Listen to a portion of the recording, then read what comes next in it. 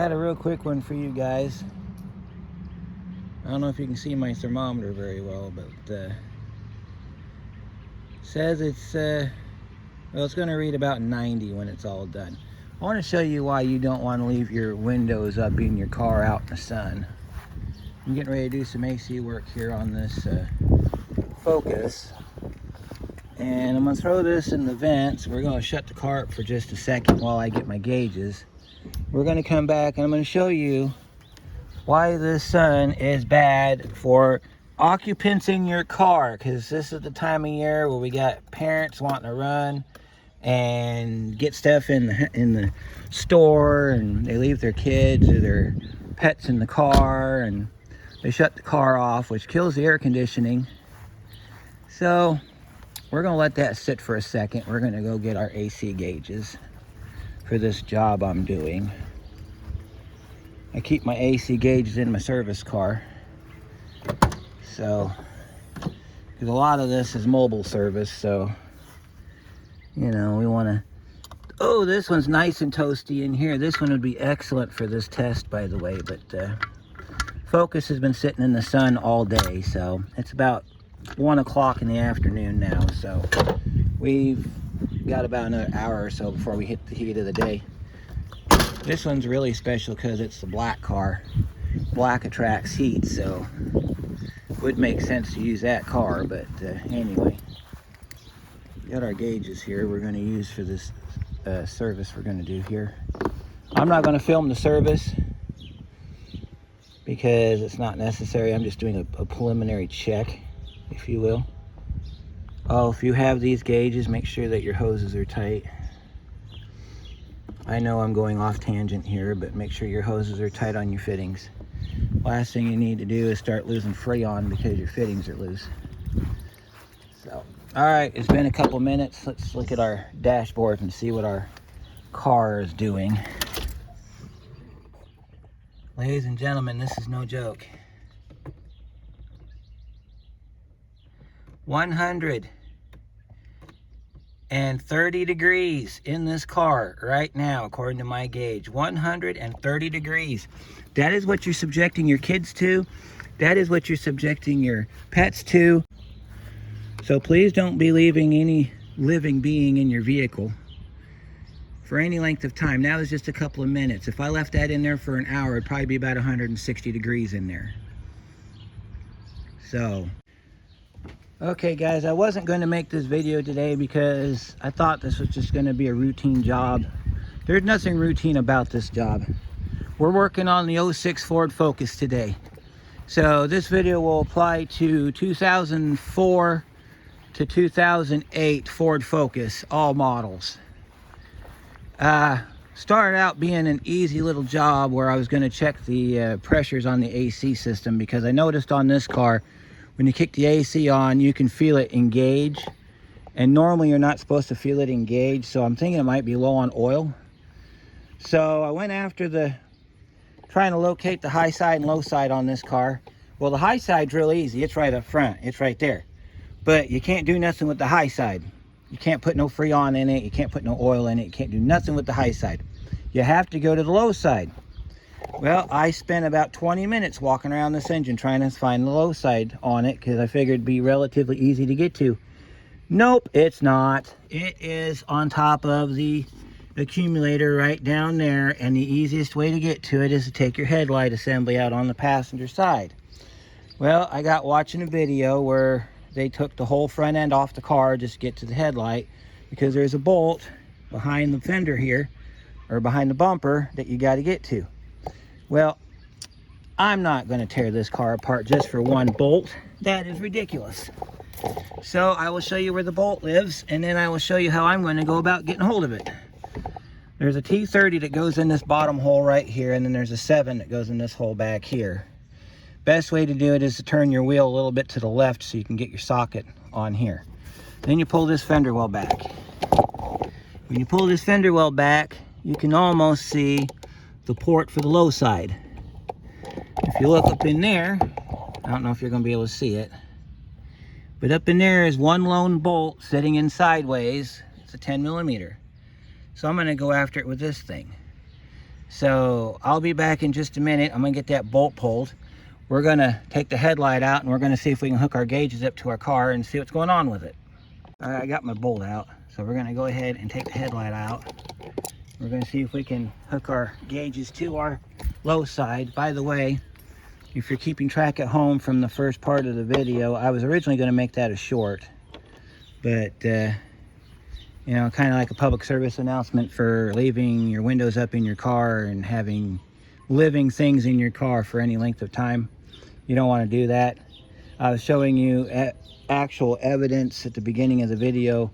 At that point, it was 130 degrees. It is, since an hour later, it is 140 degrees in this car right now. So let's go ahead and pull our headlight out real quick. I'm gonna set you down so that I can use both my hands here.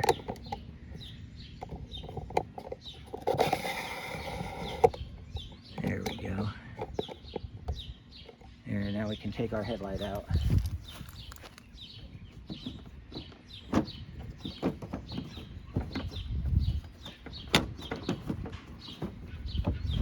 You might want to go ahead and pull these two bolts right here for your grill. I don't have any push pins in the bottom of mine, but you're supposed to have 2 push pins, one there and one there, and now that I know they're supposed to be there, I'll put some in before I put this back together again. This car was in an accident before I bought it, so a lot of the bolts are mismatched and they're not the right size bolt. So as far as bolt sizes go, I can't tell you what's supposed to be in here. I have to go look at a wrecked Focus that's in decent shape in order to tell you what size the bolts are supposed to be. Because that passenger side was a 10 and the driver's side's an 8, so I'm pretty sure Ford wouldn't mix up bolts like that. As soon as I drop the bolt down in the bottom of the tray there, I'm gonna have to go get it with my magnet. It's just not one of those days, I'm telling you.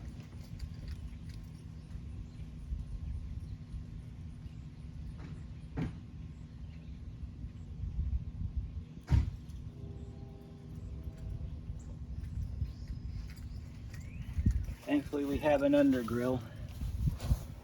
I can just go after the bolt with my handy dandy magnet and got the bolt back. Yeah, tech tip of the day, always have a magnet on hand in case you got to do stuff like this. You want to slide this out from underneath the grill here. It's got some grabbers on the top of the bumper. You want to just kind of ease those out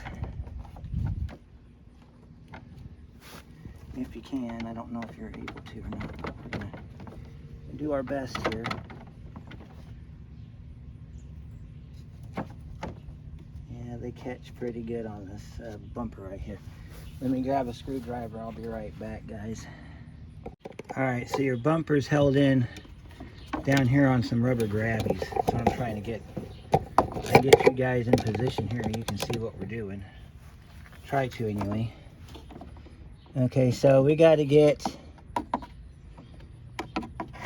it released from the front of the bumper here, which is a little bit of a job.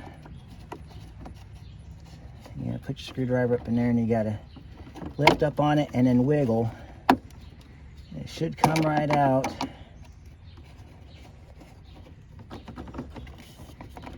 Oh, easy does it now. Some people make this look easy, like that. Not easy, let me tell you, it's not easy. Especially when you're trying not to break your grill. All right, so now that we got our grill out of our car, it kind of looks like an old man being toothless. I'll go ahead and pull this back and we'll see if we can wiggle that headlight forward. All this is just to get to the air conditioning. All right, here we go. Now we'll unhook our 2 connectors here. Gotta push down, pull back on that one, and then you got a tab here for your turn signal. You gotta pull that loose. I think mine's broke.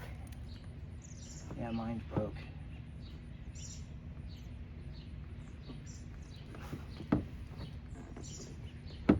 Let me see if I can just twist and pull the bulb out. Probably the easiest way to do it. All right, then we'll take our headlight assembly and we'll set it to the side. I'll show you where the low side port is. You can see it much better now. It is right there. I don't know why in the world Ford would do this. This is the most ridiculous way of doing this. Because I tell you what, no shop in their right mind is going to hunt down this stupid little fitting to do air conditioning unless they're charging at least $100 an hour. And then to have it facing towards the fender well, where they want you to pull the inner fender out to get to it. Make sure we're not connected all the way. I'm going to have to come around the other side there so I can plug it on correctly. I think it would be probably easier if we took the fender well out, to be honest with you. Because this way is just an absolute mess. I'm not even connected to it.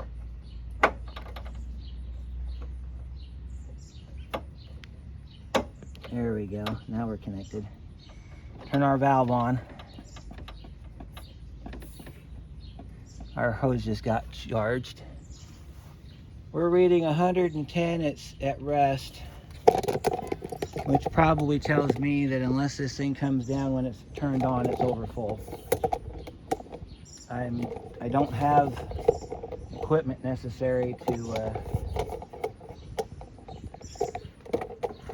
change this. I think it'll last. All right, so we're gonna get you up close on it. I'm gonna try to get this thing to aim towards the camera here. I'll just kind of move it around as we need to. I'm gonna go ahead and start the car up, turn the air on.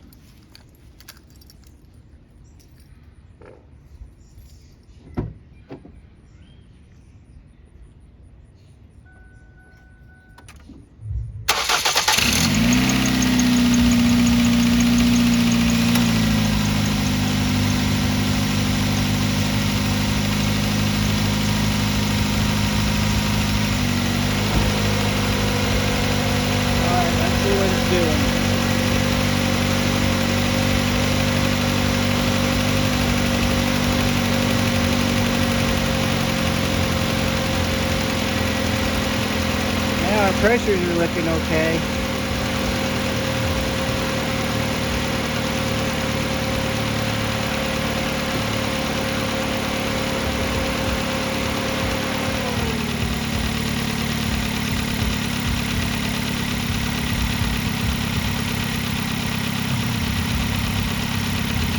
All right, we're going up. We're going to see how high it goes before we engage.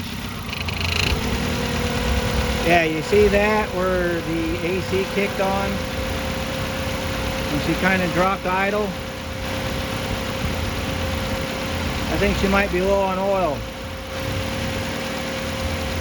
There we go. We're going up, kicking back down. We're down to about 30. We kicked on at about 40.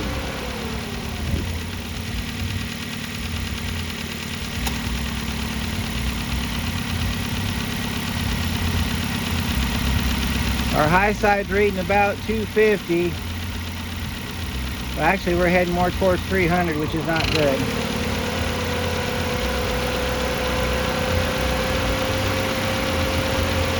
I think it could benefit from some oil.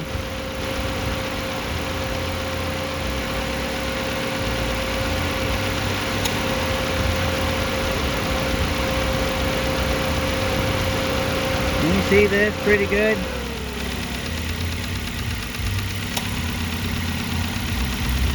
Yeah, I think maybe we need to go ahead and add about a ½ ounce of oil to it.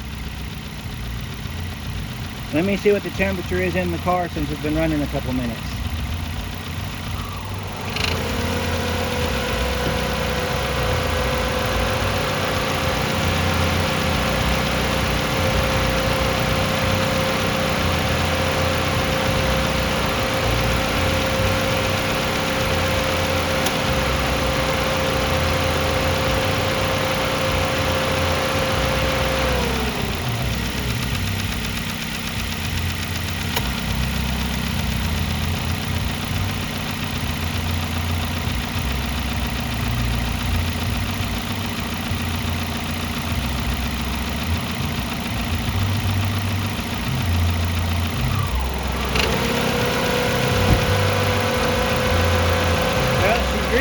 58 degrees inside the car. The goal's for 40, so I think maybe she's maybe a half an ounce low, or a half a can, I should say. So I'm going to grab a half a can. We're going to add that to the system and see what we can do. And then I'm also going to add a little bit of oil to it. And that should get us going again. I've added our half a can of Freon, that's what I use. I don't dare do any more than that because you can overload the system. When you do this, you want to turn your low side valve on, turn this upside down and shake it, and you'll have a sight glass here. You'll see the liquid going into the system. And that's how I charge up an AC system. Now I'm going to go check my pressures at my vent and see what my temperature is.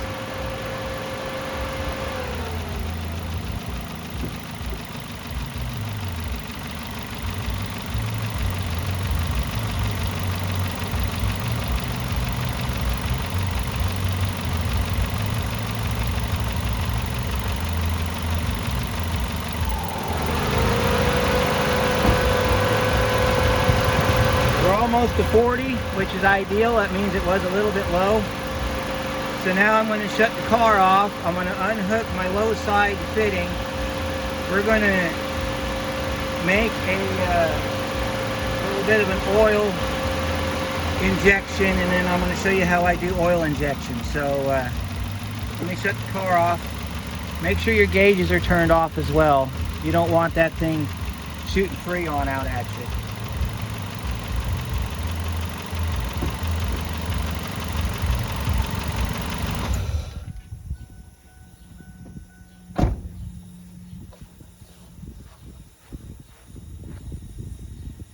All right, so our pressure is building. We don't want to see that unless it's leveling out. I think it's leveling out. So let's go ahead and we'll close our valve down here.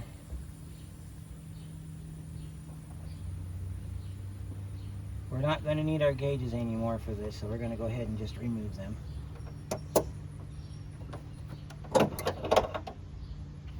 I'll show you how we discharge our gauges. Be careful on the high side, because the high side, they like to bust off real fast and real hard. Let me show you. This one might do it. I've only had that happen one time this summer so far. So you just take your high side off like this, and you just kind of just turn it around here, and you just pop this valve up. If I can get it to come up. Might have to get my screwdriver on it, because there is really no room to work inside there.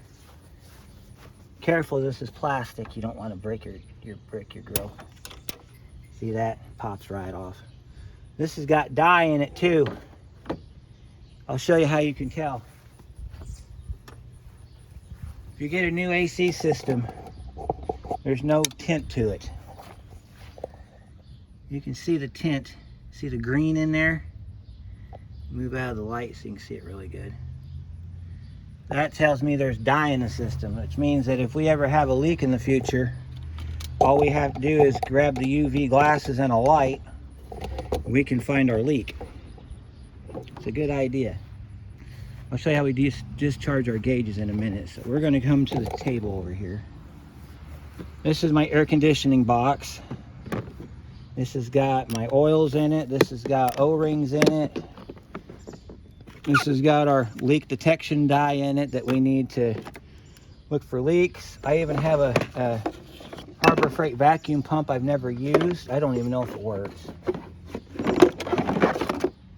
That's for R12 and 134A. We do have an R12 vehicle here. PAG 46 is pretty much your universal blend. Now there are some vehicles that on the tag it'll say use only this particular one. So you want to pay attention to that when you do this. Now remember which way this thing opens. This is one of them kits I got from, I think I got it off of eBay. Can't remember. This lid's a little hard to get off, so we're going to have to go over to the truck. Oh, you get to see what happened to my truck recently. I was out on a call. I lost a hubcap off my truck. It's $50 to get a new one. And Ford actually still makes them, which I'm surprised. OEM cap for 50 bucks. Ridiculous. And this lid's a little hard to get off, so just break out your channel locks real quick. Put it on this knurled part right here, and then just kind of twist it off. I don't know what's going on today, guys. It's a Monday. I got a car coming in later that we're going to do a video on.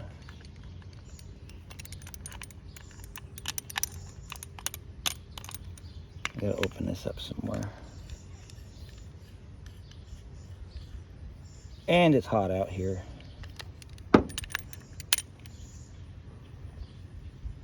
And I need to hold this. Roll this down a little bit here. You'll see in a minute when we put the fluid in it. This lid, though, it tends to be a bit of a chore to get off.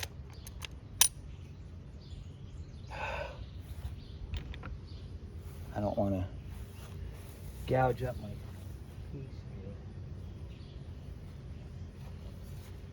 Let's see if I have a... Stand by, guys. I'm going to go grab a rag and we're going to need this thing off. Okay, I ended up getting it done off camera, but what I did was I took my rag, wrapped it around the lower cylinder, took my pliers, put them on like this, and then just went down on it and it came loose. Alternatively, if I had a bench vise, I would put this in a bench vise with this rag wrapped around it so I didn't break the cylinder. Then I would go ahead and take my pliers and just get it off of there. But once you get the seal loose, this thing actually comes off fairly simple. I'll show you how this looks here in just a second. So your oil goes in there. You got measuring area over here. That's your seal. This is what causes it to get stuck, is this O-ring. Once you get it broke free for the first time of the year, I mean, now it'll work every time now because I got it broke free. I think I did a I did a charge on the Pontiac over there back in the spring because it sounded a little noisy. Runs like a champ now, so it's just a little bit of oil. Now this is in 1/4 ounce increments, as you could tell. So I'll roll this all the way up to 1 ounce. See, it's in 1/4 ounce increments. Okay, so I usually start at a 1/4 ounce on a system that is full of Freon, or a system that I don't know anything about. I will always go at a 1/4 because a 1/4 ounce isn't going to do much. I mean, it will get the job done. If you're going for noisy and you're trying to silence it, a 1/4 ounce will do you. But on a brand new system, then of course I would set this to whatever the specifications were. You set it to where the bottom line is right up against the top of the bigger cylinder. Then you can fill it full of your PAG oil. Now they've got PAG 46 and PAG 150. You want to pay attention to which one your vehicle requires. I think PAG 46 will work fine in here. You don't want to mix fluids for obvious reasons. And then you'll notice here you have a flat area and then you have your threads. Fill it only to the top of the thread, or to where the threads start. And that is a 1/4 ounce. It's not a whole lot. That's why I said it won't do much. You don't want to start it up to where it goes up the threads, because when you push this down on top of it, it'll either go up inside the hose, and then when you go to put the hose on, you're going to have an oily mess, or it'll squirt out all over the area there once you tighten this down. Now this technique right here, you got to watch what kind of vehicle you have. I know on some of the GMs, they like to put their low side down near the belts. This is one of those injection type systems, so the way this works is you'll hook it to your low side, make sure you're on there, then you'll start the car up, and then while it's idling, you're going to turn the bigger cylinder down. So I'll show you how this works. Let me zoom in just a skosh here so you can see.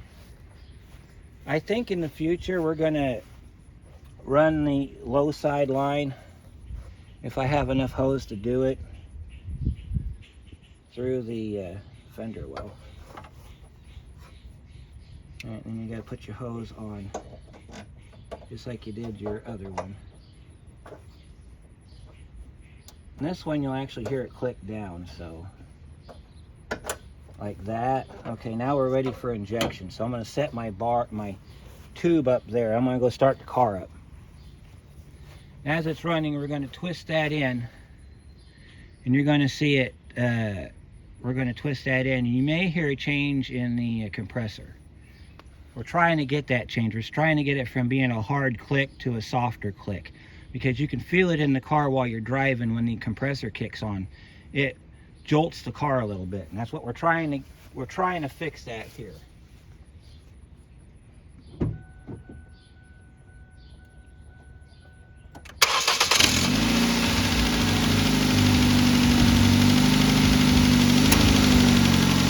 Alright, so you got it running. Grab your tube like this and just twist.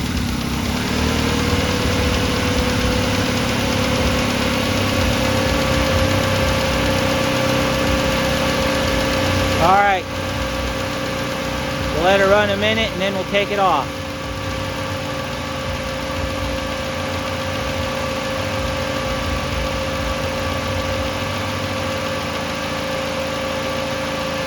While we're doing that, I'll check the temperature.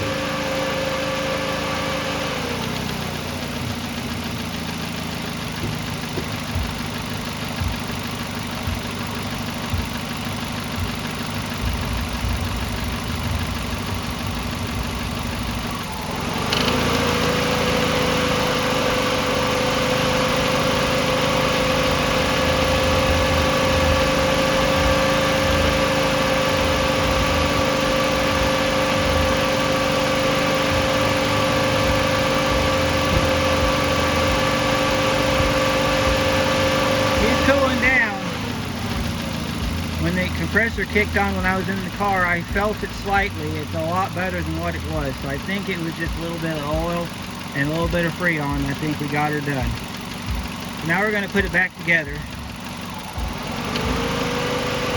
Now when you take this off, you can either have the car running or not running. It doesn't matter.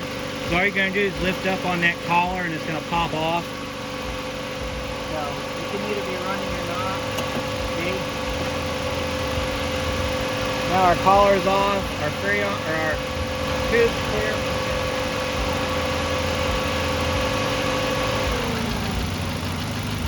We got to put our cap back on.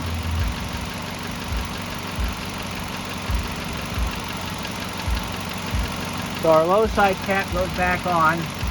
Make sure the O-ring's intact. A little hard to see, but it's in there. Go ahead and crank this down.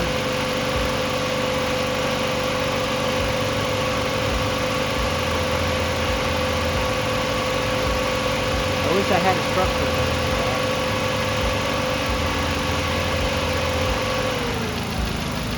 Alright, let me go see what it's looking like inside the car real quick, and then we'll put our grill back in.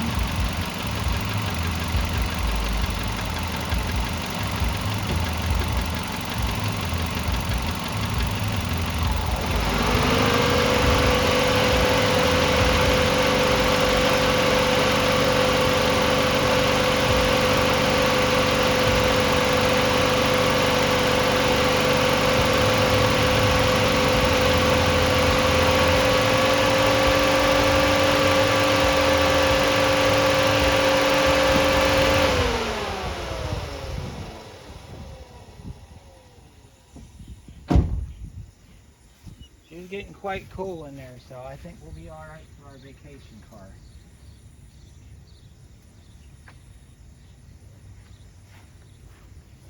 Couple things to note when you're doing AC service. First thing you want to do is you don't want to do it in direct sun. If you do it in direct sun, you want to add about 10 or 20 degrees to your reading. So what that means is if it's 80 degrees outside and you're pulling 60 inside, most likely when you hit the shade you'll be right at your 40. So that's 20 degrees. Don't put more than what is required in the system. Like I said, you want to do this in the shade. To empty out your gauges, that's a little bit of a different deal. So this is what you'll do. You'll turn off you'll leave these closed. Okay, so you're gonna close these. You gotta zero your gauges. So because everything goes through this center tube right here, you want to hang on to this. You want to hold this away from your camera and away from your face. And you want to open up your low side. You'll hear it hissing, and then you might see some gas come out. That's Freon gas. There's no safe way to do this where you're gonna, but this is probably the only way I've ever cleared my gauges. You want to hold it away from any painted surfaces because this will cause some damage to painted surfaces. So let me see if I can get you on camera here. I'm going to turn you away from the car. I'm going to set you where you can see this right away here. Let me zoom back so you can see the whole thing. Go ahead and we'll let off on the gas here. All right, that side's clear. Leave your low side open and open up your high side. Leave your high side open. Make sure that your hoses are cleared too, because sometimes your hoses will... Let me see here, we need to open our hoses. As long as your gauges read 0, you're good. Leave your gauges open, because if you don't, because of the heat, you'll get pressure on your gauges, especially if you live above sea level, any degree above sea level. And then, because the amount of Freon is small, it's not a big deal about letting the gas out into the air. I mean, it's not enough to harm anything. Put your caps back on your system, put your grill back in, put your light bulb back in, and you're done. So, let me show you on the car where that hidden bolt is. Okay, so you're going to pull your fender well back, and you're going to see a bolt sitting right in there. That's the bolt that holds your headlight in. Then you got one up here, one right here.